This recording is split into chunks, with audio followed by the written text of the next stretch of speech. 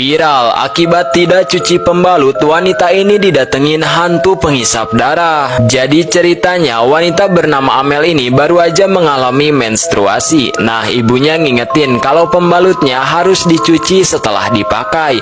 Tapi si Amel ini bandel, nggak pernah cuci pembalutnya sama sekali. Eits, berhenti dulu.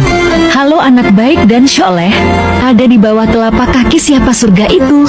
Yang jawab ibu dan kasih yang selalu follow, beriku like, penekanan.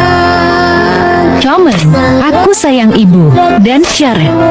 Aku doakan kelak kalian dimasukkan surga oleh Allah bersama ibu tercinta kalian. Amin. Yuk, lanjut lagi nonton. Hingga suatu hari, tiba-tiba Amel mengalami sesak napas seperti orang asma.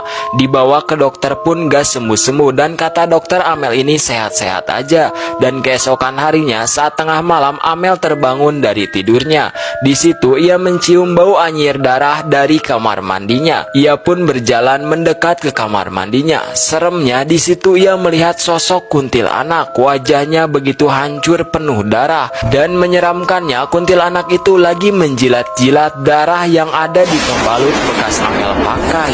Di situ Amel pun kaget hingga pingsan. Gila, ngeri banget ya.